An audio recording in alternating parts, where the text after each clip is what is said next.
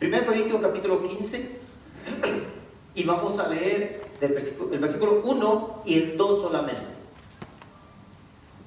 ¿Ya lo tienen? Aprovechen para bajarle volumen a su celular. Así es, amén. Si es que no lo quiere apagar, ¿verdad? ¿Ya estamos? 1 Corintios capítulo 15, versículo 1 y 2 dice la palabra de Dios, para la gloria de nuestro Dios, en el nombre poderoso de Jesús. Dice así: además, os declaro, hermanos, el evangelio que os he predicado, el cual también recibisteis, en el cual también perseveráis, por el cual asimismo, si retenéis la palabra que os he predicado, sois salvos. Si no, caísteis en vano. Cierre sus ojos, vamos a orar. Maravilloso Dios, gracias. Gracias, Rey Eterno, por tu fidelidad. Sí, Miriam. Adoramos y bendecimos tu nombre, te exaltamos, Señor. Sí, Señor. Gracias porque eres bueno, para siempre es tu misericordia, Señor. Padre, en esta hora yo te suplico que tu Espíritu Santo, mi Dios, ministre las vidas, los corazones, Padre, la mente, el entendimiento, el raciocinio humano, Señor, sea controlado por tu gracia y por tu presencia, mi Dios, en el nombre de Jesús de Nazaret, Señor. Que el intelecto humano, Padre, sea doblegado, Señor, ante tu verdad, mi Dios, en el nombre de Jesús. Que tu gracia se manifieste a través de tu palabra, mi Señor, y que nuestros sentidos sean ejercitados, Padre, en el conocimiento del bien y el mal, en la obediencia, Padre, a tu grande verdad, mi Dios, en el nombre de Jesús.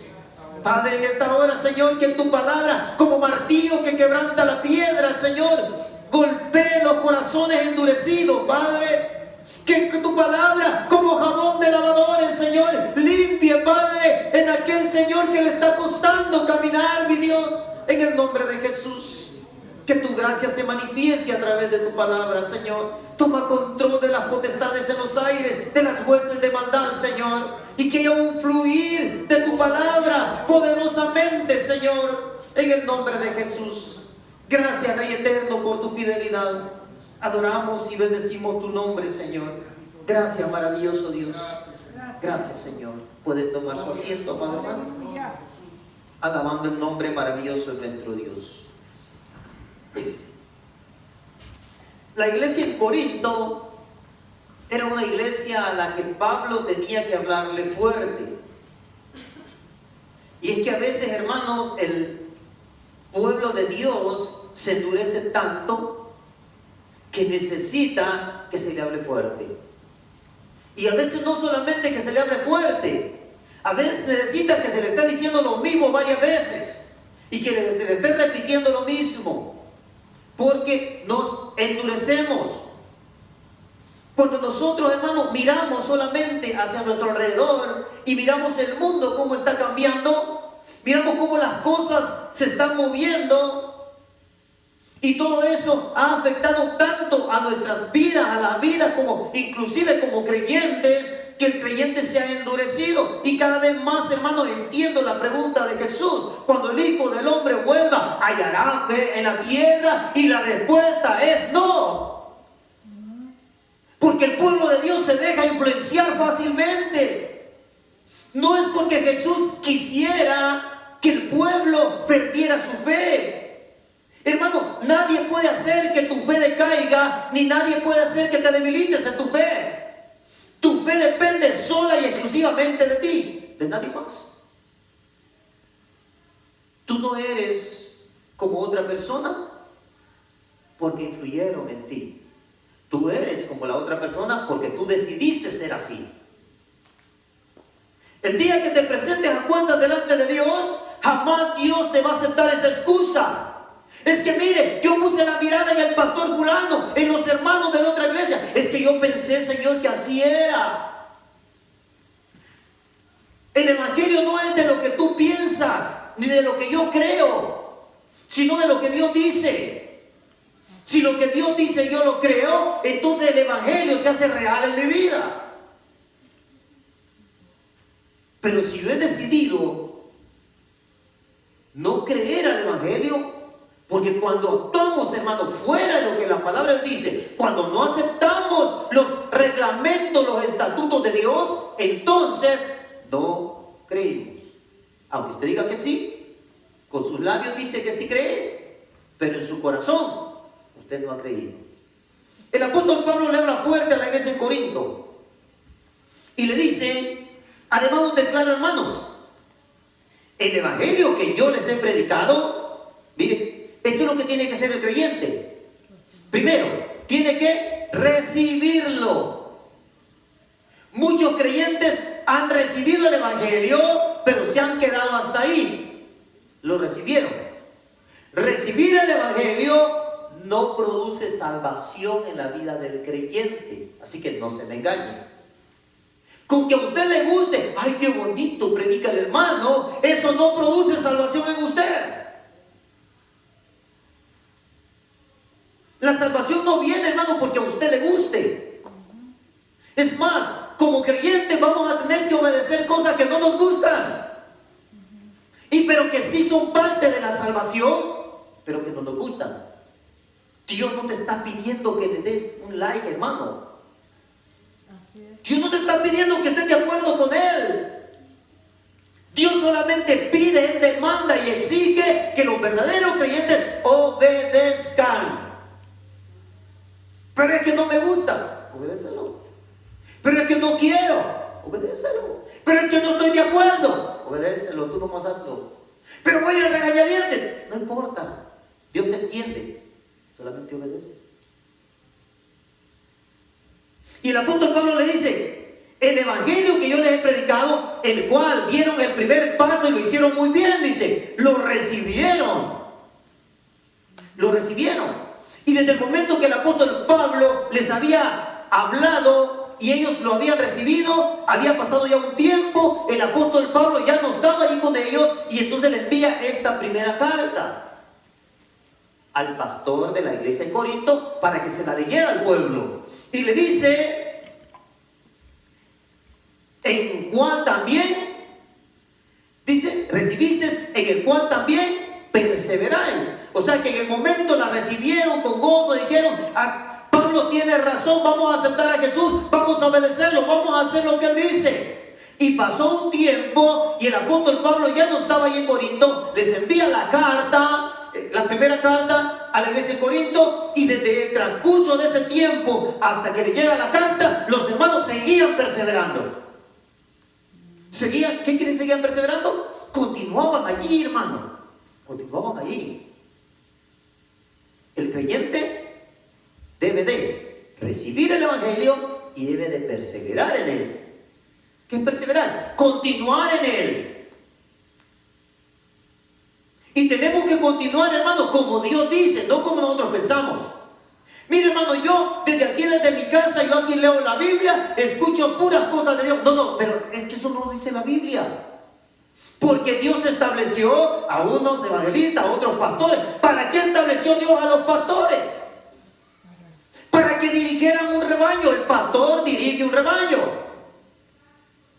Y tú o eres pastor o eres rebaño. Y si eres rebaño, quédate en un redil. No te andes saltando de redil en redil, porque entonces no tienes pastor. Las ovejas no andaban saltando de redil en redil, hermano. Se establecían en un solo lugar. Se establecían. Y el pastor las dirigía. Y dice que perseveraba. O sea, hay que recibir, y después de recibir hay que perseverar. ¿Mire? Una cosa es recibir y otra cosa es perseverar. Ahora, usted puede recibir y puede perseverar. Pero ¿qué tal si no retiene nada? ¿En cuál iglesia se congrega, hermano? Yo me congrego en la iglesia del pastor Jurado. Oh, gloria a Dios. Ese hombre de Dios, sí. Pero ¿retienes lo que te predican? ¿Haces lo que te predican? ¿Obedeces lo que te predican? ¿O nada más vas, escuchas, te sales igual y después haces todo lo que te pega la gana? Ese no es el evangelio que predica Pablo. Aquí dice, el cual recibiste, en el cual también perseveráis, por el cual asimismo reteniste la palabra que os he predicado. Ahora, el apóstol Pablo hablaba, hermano, suponiendo que los creyentes habían retenido la palabra de Dios. ¿Qué pasa cuando un creyente retiene la palabra de Dios? Cambia. El creyente que no cambia puede haber recibido la palabra, puede perseverar, pero no retiene nada. Son cisternas rotas que no retienen agua. Santo. Y Dios da y da y da, y hay una fuga. Hay una fuga. Hay algo que está entreteniendo al creyente que provoca una fuga para que esté yendo todo lo que Dios deposita. Dios da y Dios sí da, hermano. ¿No ve, hermano? ¿No ve qué dice aquí? Lo recibieron y perseveran. O sea que Dios sí da. Dios sí deposita y es un vaso.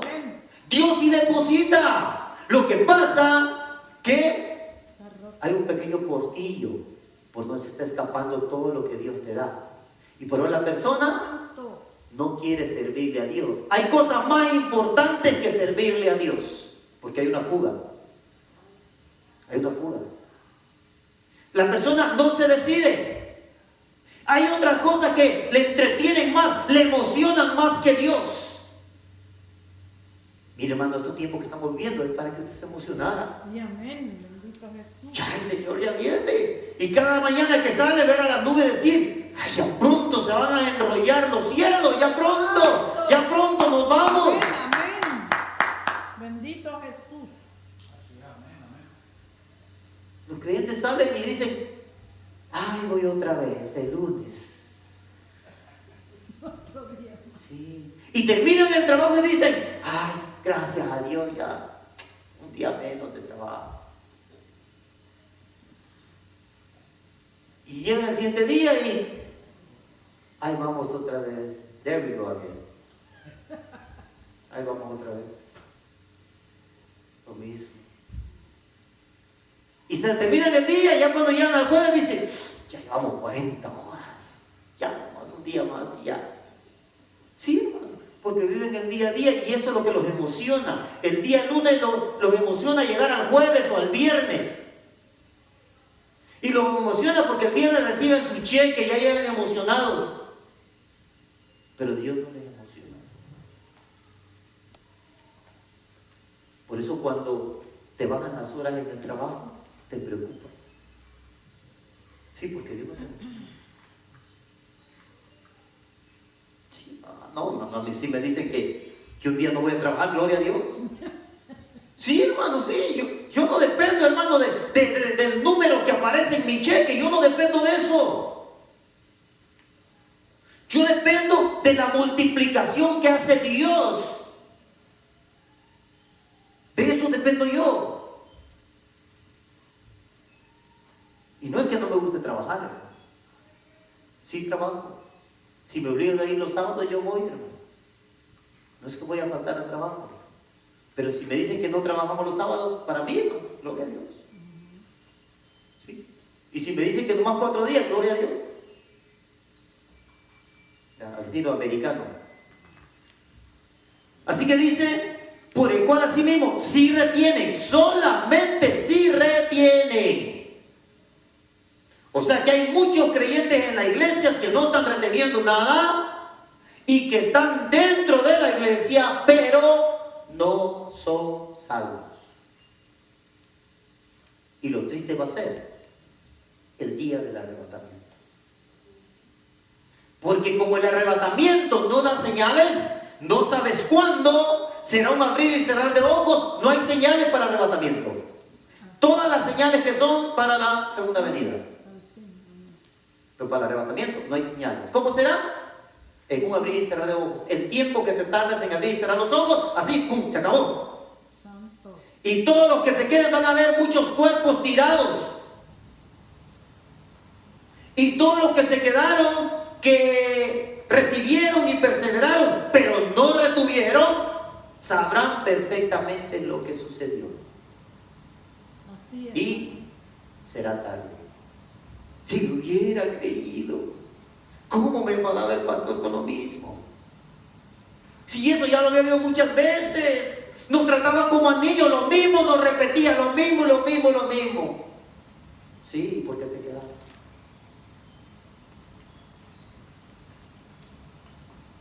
Si retenéis la palabra que os he predicado, sois salvos. Solamente si la retienes. Solamente si tu vida refleja lo que estás reteniendo. Tu vida tiene que ser un reflejo de lo que estás reteniendo. Si tu vida no cambia, hay una fuga. Si recibiste, si quieres perseverar, tú sí quieres, pero hay una fuga que no te permite retener lo que Dios te habla, Dios te dice, Dios te invita, Dios te llama, Dios habla directamente contigo y tú siempre te decides por lo otro. ¿Por qué? Hay una fuga. No retiene. Así que si retienes y tu vida es el reflejo de lo que tú retienes, soy salvo. Y si no, dice, mire, escuche esto. A veces pasamos por la escritura nada más así, hermano, del arco, parece que nos va correteando. Si no, creíste en vano. Mire, le hago la pregunta. ¿Creyó o no creyó? Si creyó la persona, claro que sí. Si lo recibió, si dijo, oh no, estoy de acuerdo con él, es cierto. Lo que está diciendo el pastor es cierto. ¿Y sabe qué? A esa iglesia voy a ir. Y viene la persona y se congrega y allí está porque recibió y persevera. Pero no retiene. No retiene. Entonces hay muchos que han creído, pero ¿qué dice? Han creído en vano. Y no es, hermano, porque esto no sea verdad. Han creído en vano porque no retienen todo lo que Dios les da. Si supieras, si tan solo entendieras, si tan solo comprendieras, hermano, el plan perfecto de Dios que tiene para tu vida. Si tan solo entendieras cómo Dios te quiere usar, que Dios ya tiene un plan para ti. Pero que cada vez que Dios te habla, tú no retienes lo que Dios te dice. Porque no quieres tapar el portillo. No quieres reparar el portillo. Porque lo que está llenándose tu pilita esa es de tu agrado. Es porque te gusta más que meterte a la iglesia. Porque ves el cristianismo como estar metido en la iglesia. Así lo miras. Como ir a perder el tiempo en la iglesia. Así lo ves. ¿Te imaginas si Jesús hubiera dicho, ¿para qué voy a la cruz? Yo no me voy a perder el tiempo con esto. ¿Y sabe qué, hermano? Hubiera tenido razón. Él sí hubiera tenido razón. Porque nosotros no queríamos nada con Dios. A pesar de saber todo lo que Él hizo, y a pesar que lo sabemos todavía, preferimos que lo que Dios nos da se vaya yendo. Porque hay otras cosas que son más agradables a nuestro cuerpo. Tu cuerpo, hermanos, está dado al pecado. Es la pista de aterrizaje para el pecado. El diablo es el piloto de esos avioncitos que aterrizan ahí, en tu cuerpo. Y te inducen al pecado y te lo hacen ver todo agradable y bonito. Y dicen, oh no, hermano, que mire, esto es lo que a mí me gusta, mire. Si tan solo se adaptara a mi tiempo, a mi horario, a mi esfuerzo, si se adaptara, hermano, entonces yo a lo mejor sí. Esto no es que se adapte, hermano. No es el evangelio que se va a adaptar a ti. Eres tú el que tienes que adaptar tu tiempo al evangelio. Eres tú el que tienes que sacrificar, porque Dios ya sacrificó lo que tenía que sacrificar. Amén. Ahora somos nosotros los que tenemos que sacrificar algo. Híjole, apenas vamos al versículo 2. Versículo 3. Y tenemos que llegar hasta Apocalipsis. Versículo 3. Porque primeramente os he enseñado lo que asimismo recibí, Pablo no estaba enseñando algo que se inventó o que él pensaba. Por eso el apostolado de Pablo fue cuestionado, porque para que alguien fuese apóstol era necesario haber sido enseñado directamente por Jesús. Si no era enseñado directamente por Jesús, no se podía decir que era apóstol. Podía ser discípulo, pero no apóstol. Entonces el apostolado de Pablo siempre fue cuestionado por los discípulos por eso. Y por eso Pablo, así como aquí en la Santa Cena, él dice: yo recibí del Señor, y les dice toda la Santa Cena cómo fue, sin que nadie se lo hubiese contado, para demostrarle que él también era un apóstol. Entonces aquí dice que él lo recibió del Señor, que Cristo murió por nuestros pecados conforme a las Escrituras. ¿Qué es esto?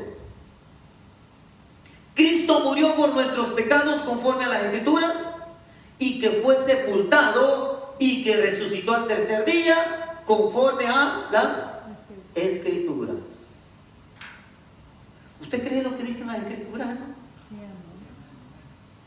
Entonces, ¿Cristo sí murió? Entonces, ¿Cristo sí fue sepultado? Aunque no encuentren la tumba.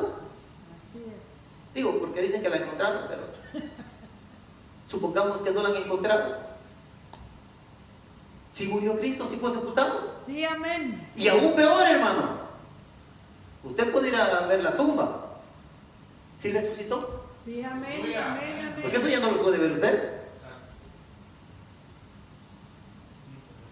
Porque si el creyente no vive como que Cristo murió, fue sepultado y resucitó, dice Pablo, te creyeron en vano. Si ustedes no entienden lo que el sacrificio puede hacer en ustedes, entonces te creyeron en vano, dice. Y le está hablando, hermanos, a la iglesia. A la iglesia. No le está hablando al incrédulo que está allá afuera, hermano, que nunca ha oído. Vaya al libro de Romanos. Está después del libro de los Hechos, capítulo 6.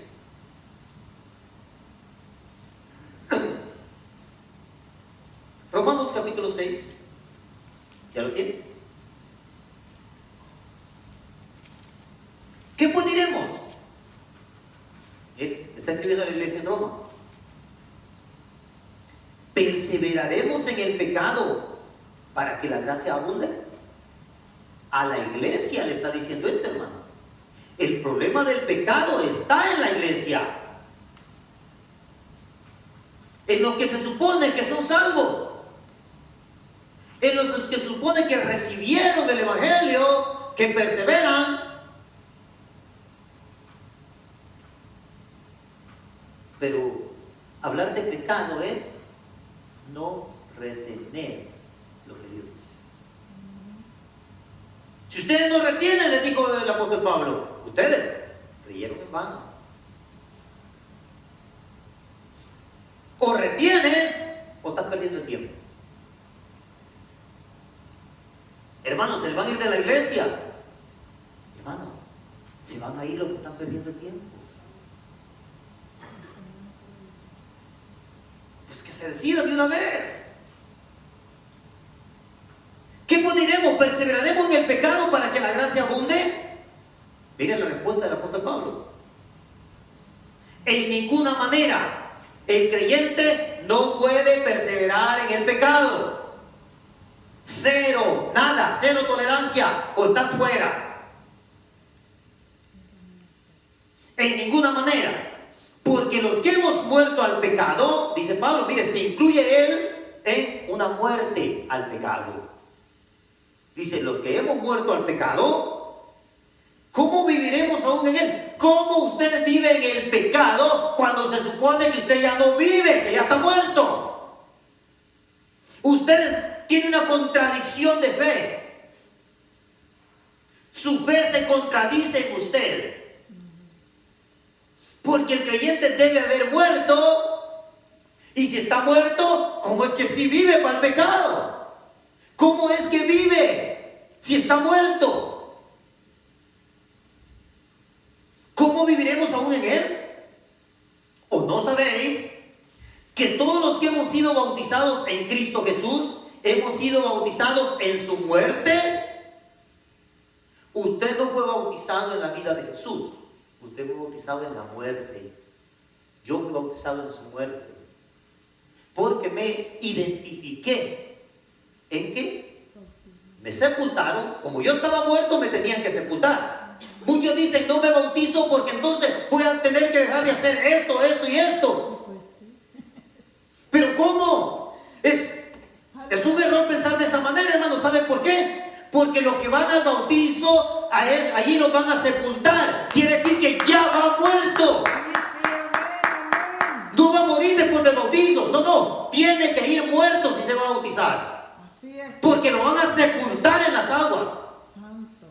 Porque se identifica con el maestro. Porque si no, hermano, bueno, si usted no viene muerto, vamos a traer una jarrita de agua y usted le echamos en la cabeza. Pues ¿cómo vamos a sepultar a un vivo, hermano?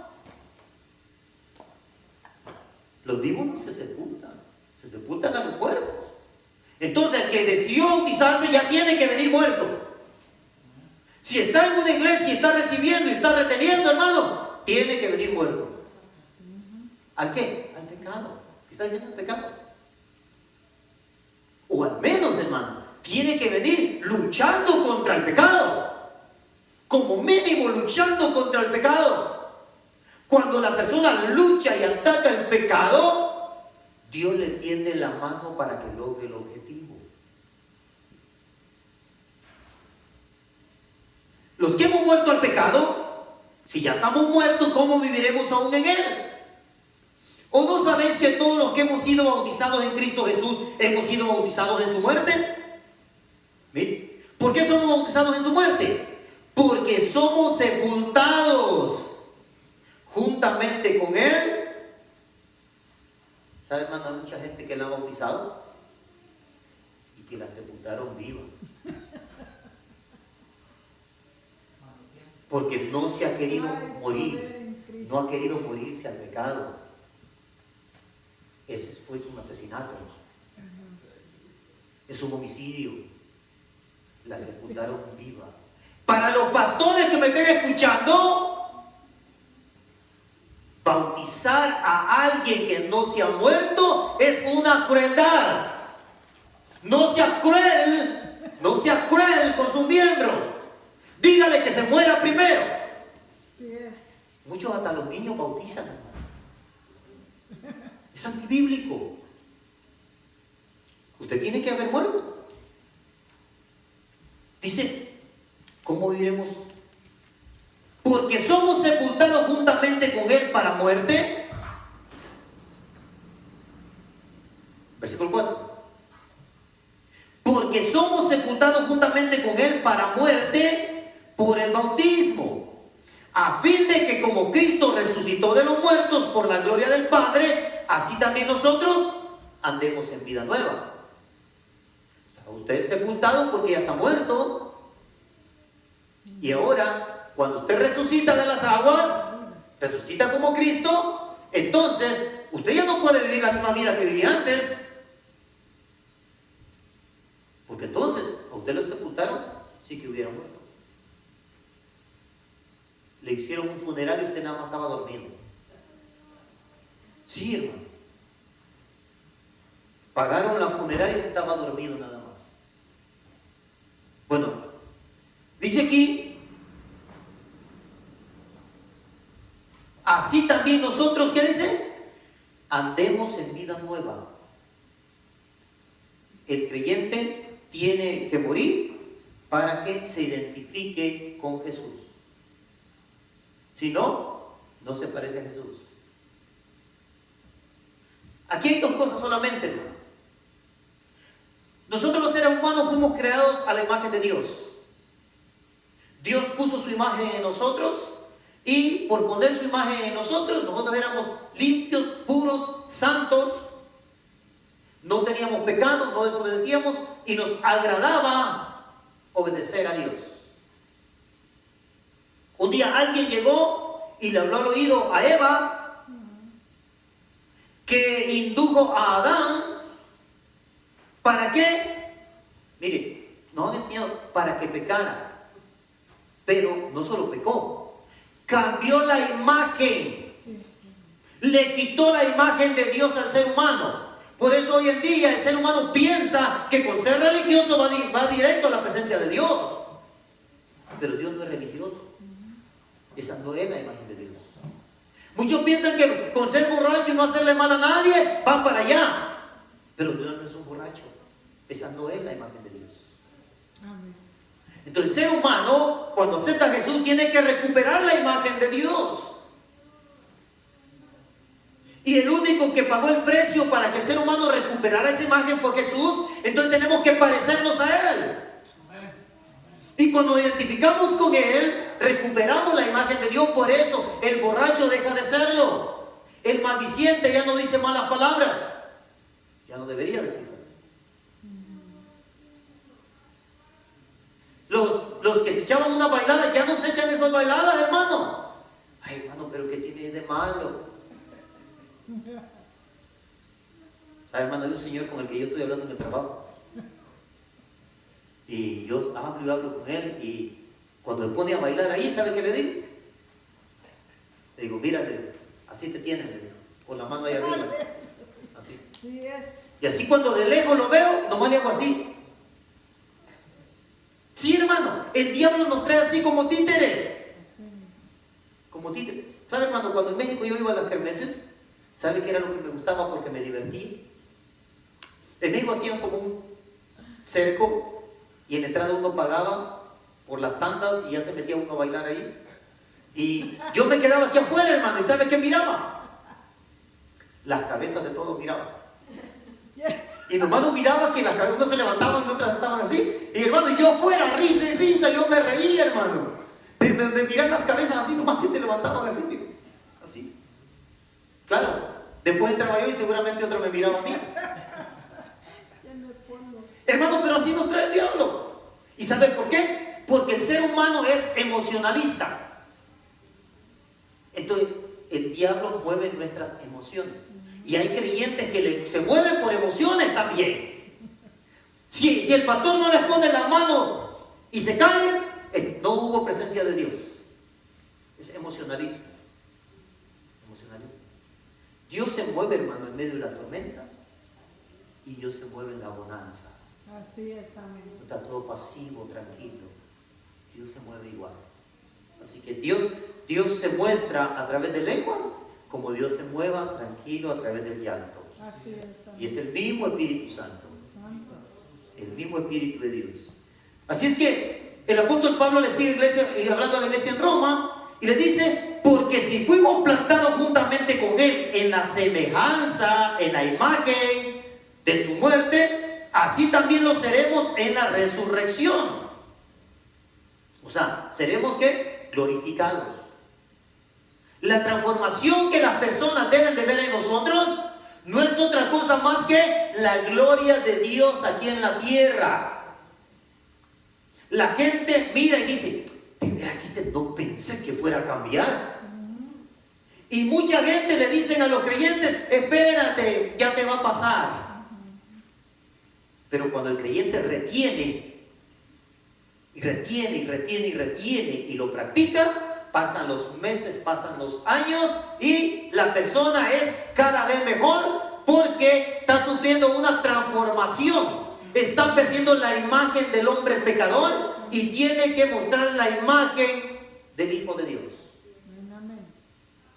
Ahora, hermano, no es solo la imagen de Dios, es la imagen del Hijo de Dios. ¿Por qué? Porque es necesario, al igual que el Hijo de Dios, morir primero para que Dios te resucite. Y el cuerpo de Jesús resucitado era un cuerpo glorificado, capaz de atravesar las paredes sin abrir la puerta. Era un cuerpo glorificado, hermano. Pero un cuerpo glorificado capaz también de sentarse a la mesa y comer. Aleluya. Era un cuerpo glorificado. Así que en la semejanza de su muerte, así también lo seremos en la de su resurrección. Sabiendo esto, que nuestro viejo hombre fue crucificado juntamente con él, para que el cuerpo del pecado sea destruido. El cuerpo del pecado debe ser destruido. Todo cuerpo suyo que tenía la apariencia de pecado, tiene que destruirse. Usted ya no puede seguir siendo el mismo, porque si no, no ha sido destruido. Y no hay otra forma de destruirlo, hermano, solamente que con la muerte. La muerte. Tiene que morir a todo eso. Tiene que morir a sus deseos. Cuando muere a sus deseos, usted está terminando con la vida del viejo hombre pecador.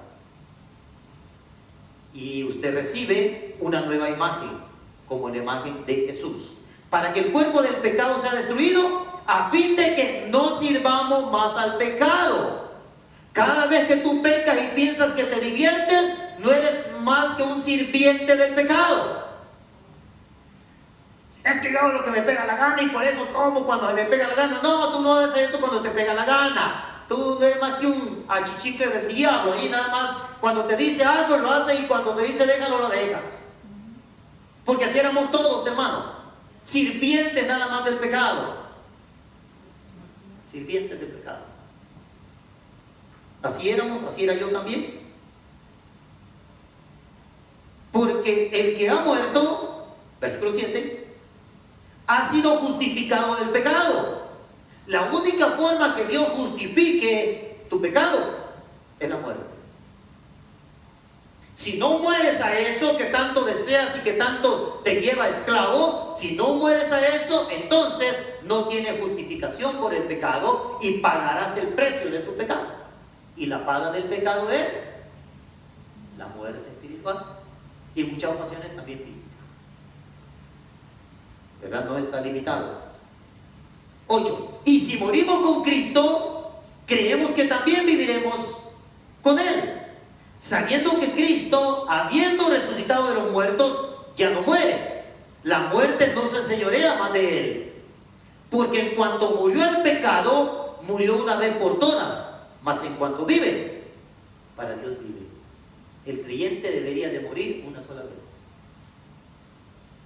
Y ya no debería de volver atrás. Porque si estaba muerto, no hay forma de que cobre vida. A veces el creyente, hermano, lo que sucede es que no tiene una visión de lo que sucedió en el Calvario. No hay una visión. ¿Y Jesús murió? Oh, sí. Sí. ¿Y se imaginan a Jesús en la cruz?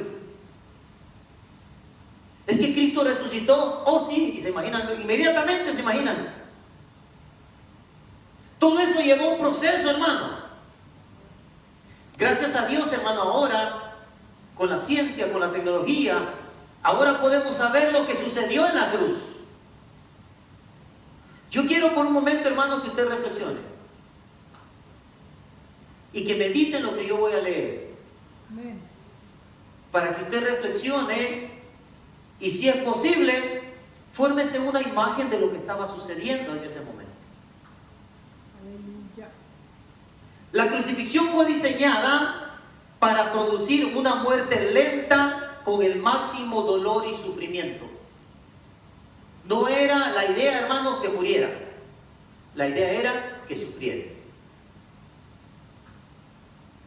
La espalda de la víctima se desgarraba por causa de los azotes.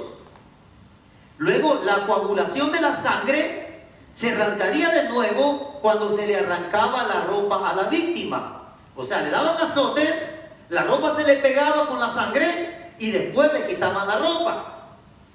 Y entonces la víctima se volvía a desangrar.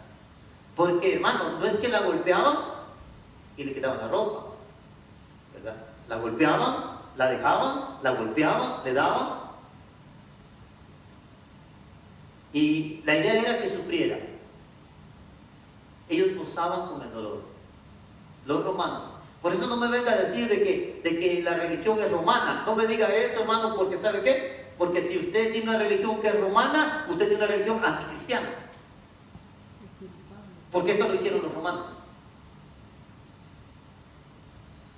Dice aquí que cuando la víctima era arrojada al suelo para que sus manos fueran clavadas a la cruz, hermano, estaba azotado, le quitaban la ropa y no creen que la ponían con cuidado en la cruz.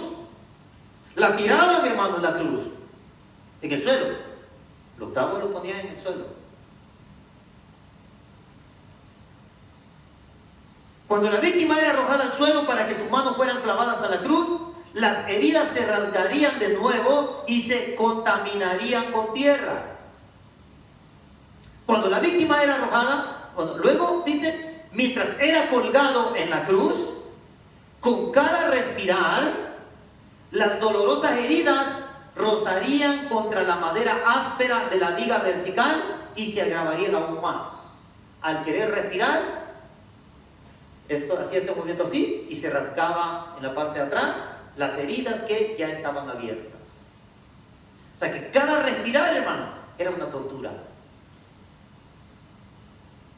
Cuando el clavo era metido a través de las muñecas, separaba el gran nervio mediano. Tenemos un nervio acá que se llama nervio mediano. Si no me cree, cuando salga, vaya a Google, busque la fotografía de una mano y ahí va a encontrar el nervio mediano. Se encuentra aquí en la parte de la mano. Entonces, este nervio estimulado produciría choques insoportables de dolor ardiente en ambos brazos. Esto producía como choques eléctricos, pero no eran simplemente calambres, sino que dolor. Al momento que sentía un dolor intenso, dice, que se pasaba a los dos brazos. Todo esto, hermano, por tratar de respirar.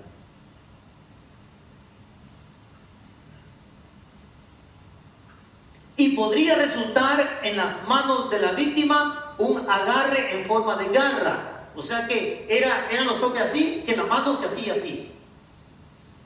La mano se hacía así, porque no soportaba. Más allá del insoportable dolor, el mayor efecto de la crucifixión era el inhibir la respiración normal.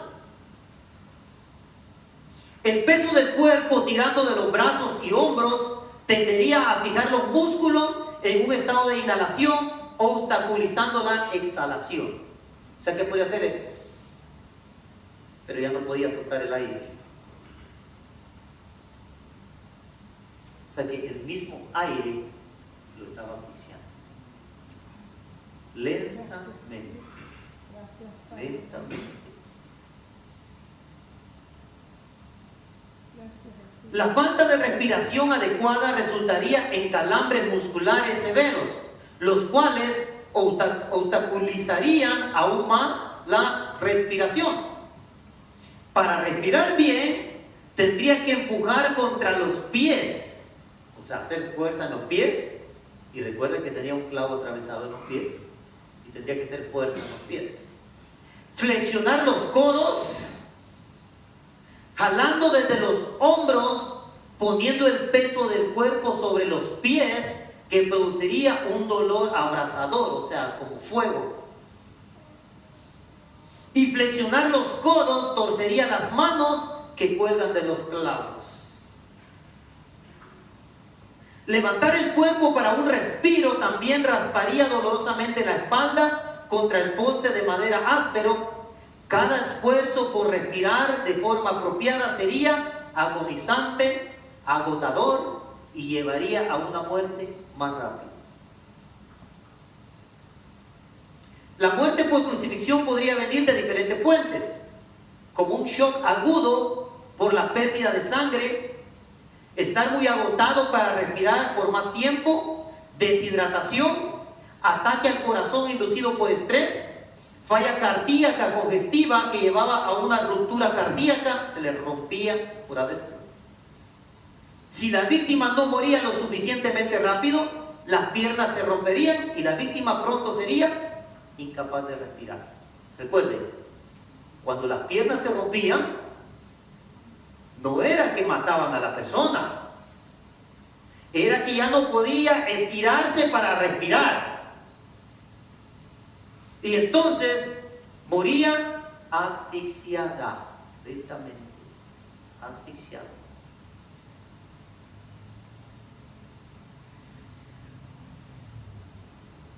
Vaya al libro de Corintios, 1 Corintios, capítulo 1.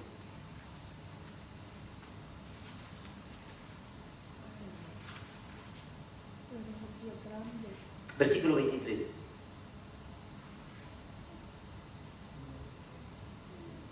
Pero nosotros predicamos a Cristo crucificado. Para los judíos ciertamente tropezadero, y para los gentiles locura. La palabra locura, hermano, tiene dos sentidos. Pueden decir de usted que está loco. Usted puede decir, está loco si se metería a una iglesia. Usted podría decir que está loco si se empieza a obedecer lo que dice la Biblia. Hermano, yo tengo que tener una vida normal y mi familia y mis hijos y bla, bla, bla, y todo lo que usted quiera. Pero todo lo que usted diga, hermano, no demuestra solamente de que usted considera el Evangelio una locura. ¿Usted piensa que por una locura Jesús hizo todo eso? Jesús pensaba, hermano, que todo eso valía la pena. Él entendía. Mire, hermano, a tal grado que entendió, a veces leemos la Biblia y no entendemos por qué leemos lo que leemos, hermano. Le quisieron dar vinagre y no lo aceptó. ¿Y sabe por qué no lo aceptó? Era un somnífero.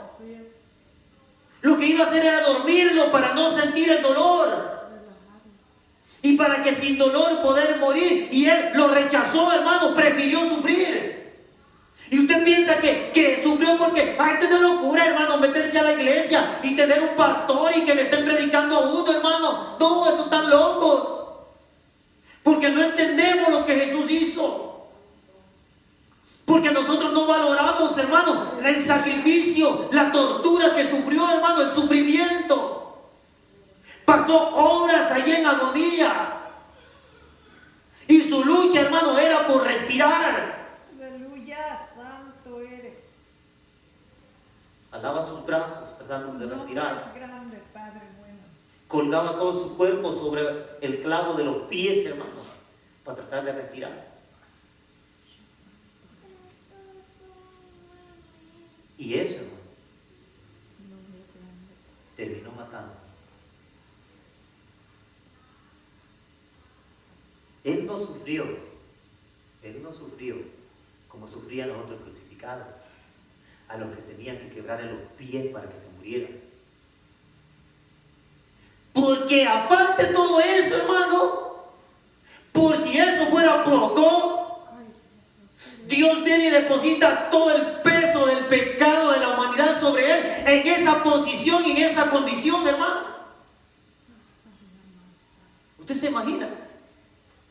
Si alguien saludable y con toda su vida por... Si a usted mismo se le hace bien difícil seguir caminando con Cristo, hermano, que no lo tienen en una cruz, en esa posición, y que usted no está sufriendo nada, porque sus sufrimientos son puras excusas y pretextos.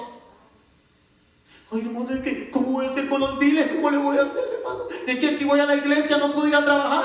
Es que llego tarde, es que no me puedo desvelar, es que le ponemos tantas excusas a Dios, hermano. Y él llevó de manera voluntaria. No quiso tomar ningún somnífero. Y todavía recibió, dice. ¿Usted entiende por qué el Señor dijo, Dios mío, ¿por qué me has desamparado? Porque Dios no tiene que ver nada con el pecado. Y todo el pecado en nosotros estaba en el cuerpo de Jesús. Por eso Dios literalmente lo abandonó. Dios lo abandonó, hermano. Así se sentía y así fue. Jesús entendía lo que iba a suceder. Vale, Evangelio de Lucas, capítulo 22.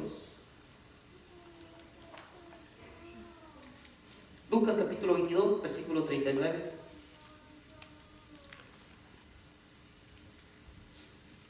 Espero que cuando salgamos de acá nos seamos mejores creyentes, hermano. Tomemos una decisión firme respecto a Dios. Amén, amén. Lucas capítulo 22, versículo 39. Y saliendo, se fue como solía, al monte de los olivos, y sus discípulos también le siguieron. Cuando llegó a aquel lugar les dijo: orad que no entréis en tentación. Y él se apartó de ellos a distancia como de un tiro de piedra, y puesto de rodillas oró, diciendo: Padre, si quieres, pasa de mí esta copa, pero no se haga mi voluntad sino la tuya. ¿Usted piensa que Jesús no sabía a lo que iba? Hermano, Jesús conocía las Escrituras. Jesús sabía lo que Isaías había escrito en Isaías 53. Jesús lo conocía. Jesús conocía lo que decía el Salmo 22. Jesús lo sabía perfectamente. Él sabía para qué había nacido y sabía cuál era su destino. Pero como humano dice: Señor, yo sé que tienes que salvarlo, porque mira, van a ser condenados. Pero Señor, si hubiera otra forma de que lo salvamos. Jesús no está diciendo: no lo salves, Señor, déjalo. Está diciendo: que pase de mí esta copa. Señor, dime otra cosa que yo pueda hacer. Dame otra copa diferente. Pero aceptó la voluntad de Dios, que no se haga mi voluntad sino la tuya. ¿Y por qué al creyente le cuesta aceptar la voluntad de Dios? Y nos la pasamos cuestionando a Dios. Ay, hermano, pero ¿por qué tengo que dejar de ir a la fiesta? ¿Pero por qué tengo que dejar de hacer esto? ¿Por qué ya no puedo tomar, hermano? ¿Por qué ya no puedo cantar? ¿Por qué pasamos cuestionando a Dios? Cuando Jesús no cuestionó nada. Dijo: que no se haga mi voluntad, Señor. Si es posible que pase mi esta copa, pero ¿sabes qué? Lo que yo quiero, a pesar de esta copa, lo que yo quiero es que se haga tu voluntad. ¿Por qué no podemos aceptar la voluntad de Dios? ¿Por qué no podemos dejar todo, hermano?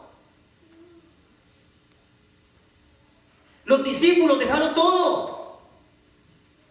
Dejaron todo. Pedro dejó toda una empresa de pesca. Dejó sus barcos. Dejaron a sus padres. Dejaron todo, hermano. ¿Por qué el creyente no puede dejar eso que le estorba, que es solamente un agujero para que no retenga lo que Dios le quiere dar? ¿Por qué el creyente no se decide? Estamos llegando al final del camino, hermano, y seguimos todavía fluctuando en los pensamientos. No, hermano, es que mire, ¿sabe qué? Es que los niños, tengo que educarlos, los niños, tengo que cuidar a los niños, tengo que dedicarles tiempo. ¿Y cuándo le vas a dedicar tiempo a tu alma, hermano? Aleluya. Señor, todo lo hemos dejado y te hemos seguido. No hay nadie que haya dejado padre, madre, hijo, propiedades, diversiones, que no reciba, dice, en este siglo. Que no reciba en este siglo. Y en el siglo venidero la vida eterna. El simple hecho, hermano, de dejarlo todo, Dios promete que te lo va a restaurar, te lo va a devolver en este siglo, y que aparte asegura la vida eterna. Que pase de mí esta copa. ¿Qué copa era, hermano? Vaya a Jeremías capítulo 25. ¿Qué copa era? Ay, santo. Esa de la que hablaba Jesús. Jeremías capítulo 25, versículo 15. Ya ahorita ya terminamos, hermano, no se me desespere. Jeremías 25, 15. Porque así me dijo Jehová Dios de Israel: toma de mi mano la copa del vino de este furor y da a beber de él a todas las naciones a las cuales yo te envío. Era la copa de la ira de Dios, hermano. ¿O qué piensa que recibió Jesús? ¿Regalos de Navidad? No, hermano, recibió todo el peso de lo que debía sucedernos a nosotros, porque la paga del pecado es la muerte, y sin derramamiento de sangre no hay perdón de pecado. Usted y yo teníamos que haber derramado nuestra sangre para perdón de pecados, Pero la sangre derramada en el altar era una sangre limpia, pura, justa, sin defecto. Y allí no calificábamos. No había nada que pudiera salvarnos. Solamente un cordero preparado directamente por Dios, para que fuese sin mancha, para que fuese sin defecto, como la ley lo pedía. Isaías 53.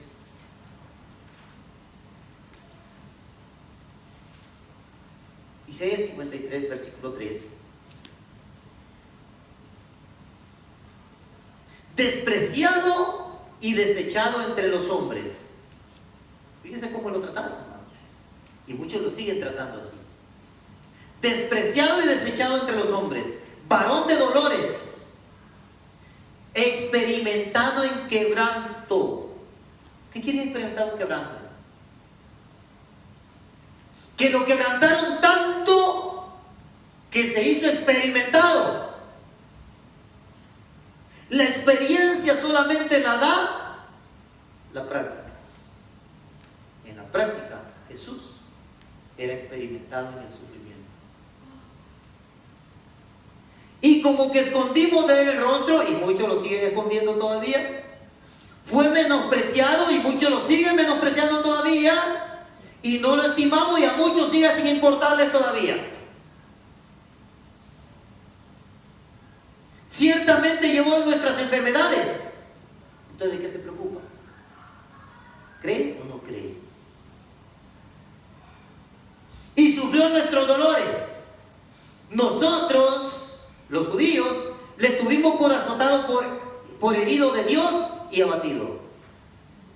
Mas él, herido fue por nuestras rebeliones, por todo cuanto tú te rebelaste y te sigues rebelando.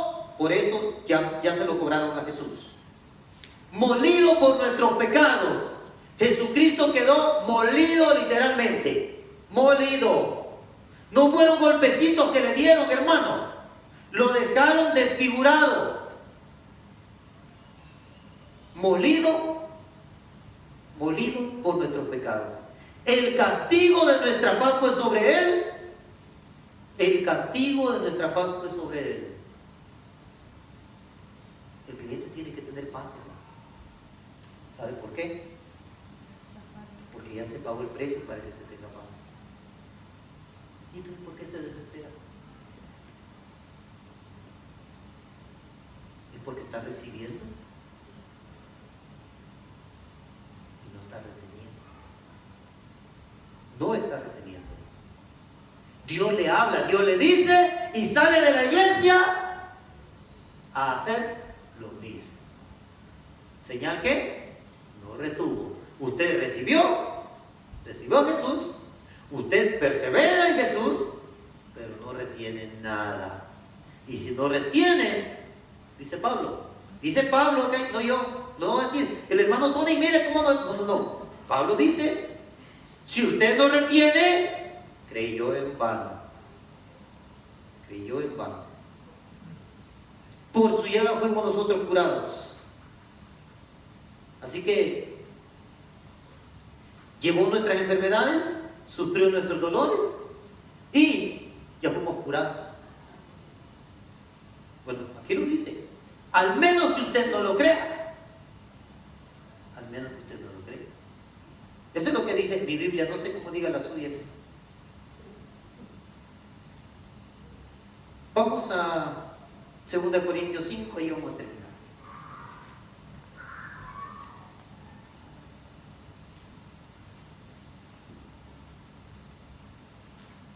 Segunda de Corintios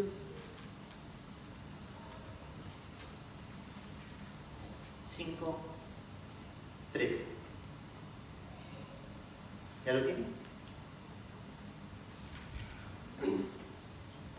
Segunda de Corintios 5:13 dice: porque si estamos locos, es para Dios. Y si somos cuerdos, es para vosotros. Le está diciendo a la iglesia en Corinto. Porque el amor de Cristo nos constriñe pensando esto, que si uno murió por todos, luego todos murieron. Si Jesús murió por todos y usted cree en Jesús, aceptó a Jesús, entonces usted ya tiene que haber muerto, dice. Si uno murió por todos, entonces todos murieron. Y por todo murió para que los que viven ya no vivan para sí. ¿Qué es vivir para sí? Ya no viva para uno mismo. Ya no viva para agradarse a usted. Ya no viva para lo que a usted le gusta. Ya no viva para eso. Viva para lo que Dios quiere. Para llevar a cabo los planes que Dios tiene para usted. Él tiene pensamientos de bien y no de mal. Los pensamientos de Dios son más altos que los nuestros. Nosotros nos limitamos a simples diversiones y entretenimientos, hermano.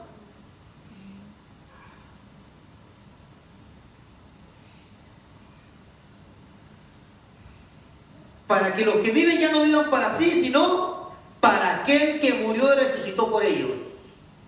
El creyente ya no tiene que vivir para agradarse a sí mismo, sino para agradar a aquel que murió y resucitó por usted.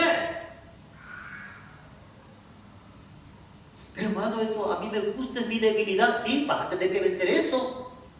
Porque ya no tienes que vivir para ti. Tienes que vivir para aquel que murió. Hermano, pero ¿qué tiene de malo hacer esto? Mire, si pero ¿qué pasa, hermano? Que no te has muerto. Tienes que morir. Y cuando mueres, mueres con todo y lo que tú haces. Ya no puedes seguir haciendo lo mismo. Ahora tienes que dedicarte para aquel que murió por ti y resucitó por ti. De tal manera que nosotros, de aquí en adelante, a nadie conocemos según la carne. Y aun si a Cristo conocimos según la carne, ya no le conocemos así. Por eso ya no tenemos una imagen de Cristo, porque ya no lo conocemos según la carne. Así es, amén. Por eso, ya no ponemos el bebé en el pesebre, hermano, porque ya no lo conocemos según la carne. Ya no. Así es. Bueno, es lo que Pablo dice. Así es, amén. Si aún a Cristo conocimos, esto, hermano, para los que caminaron, los que estaban vivos cuando Jesús andaba en las calles de Jerusalén. Si ellos conocieron a Cristo según la carne, dice, ellos mismos ya no deben de conocerlo así.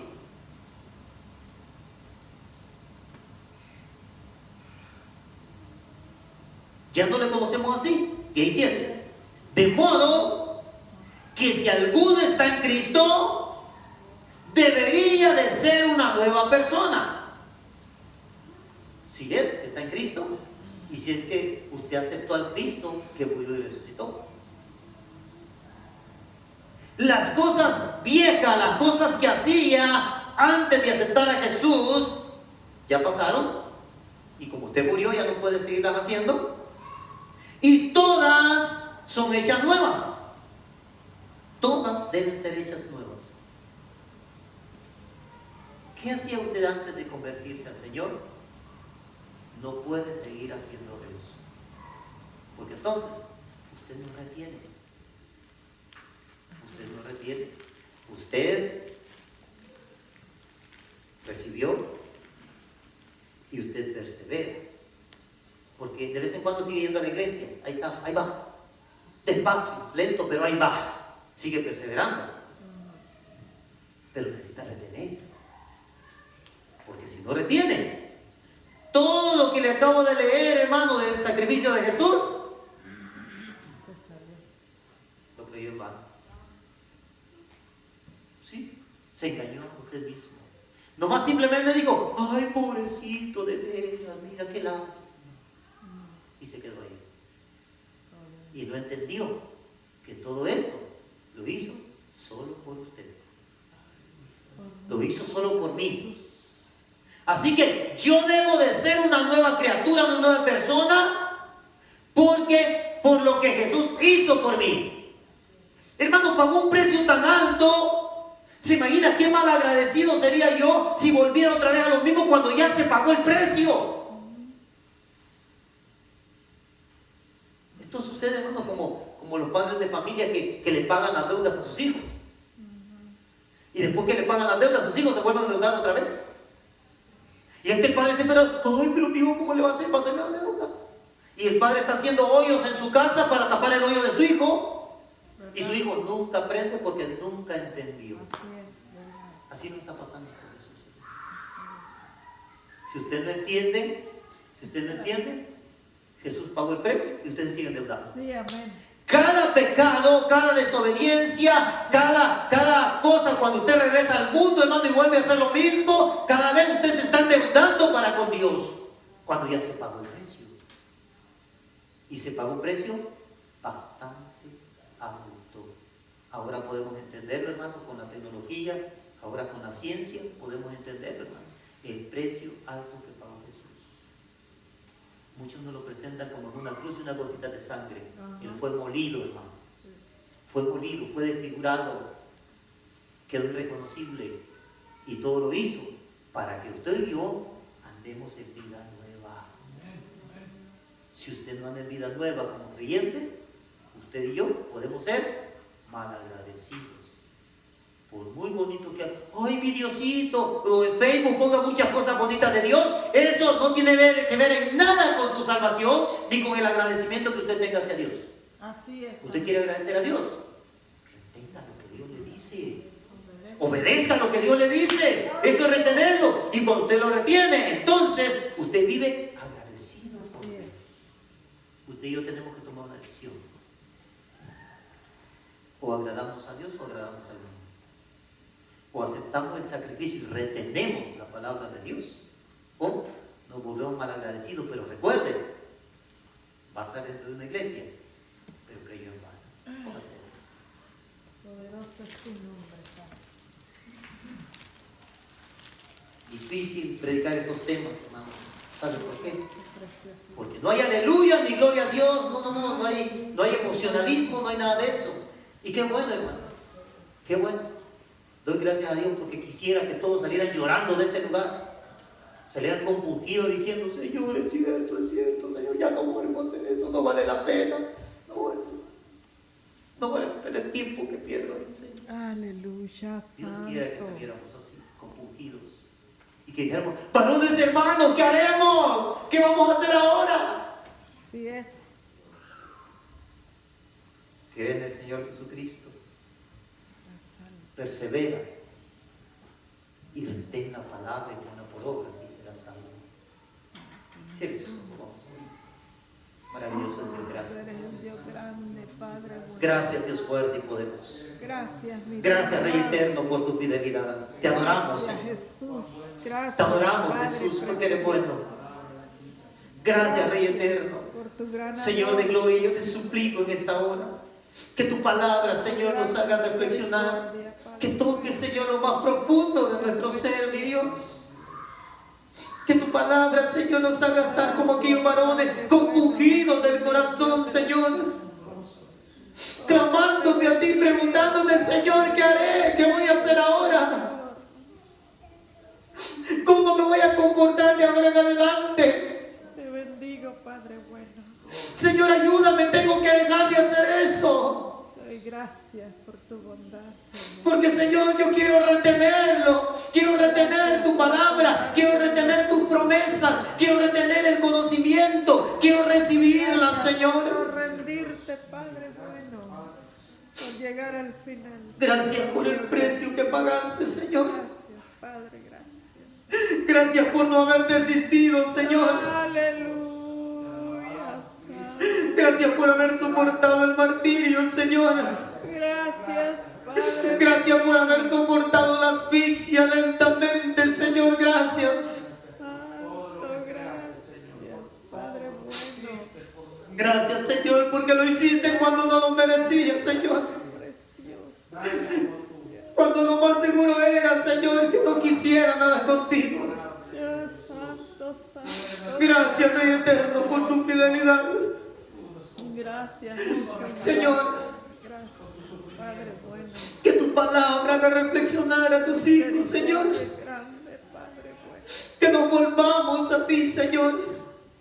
Que entendamos el llamado que tú nos haces, Padre. Que entendamos lo que es seguirte, mi Dios. que entendamos lo que es ser una nueva criatura. No parecernos más. Dios eterno, gracias por tu fidelidad. Señor, cuando salgamos de este lugar, Padre, que tu palabra poderosa siga tocando nuestros corazones. Aleluya. De modo que nos entreguemos a ti, Señor, y que el día que seamos arrebatados, mucho más nos vayamos contigo, Señor. Amén, amén.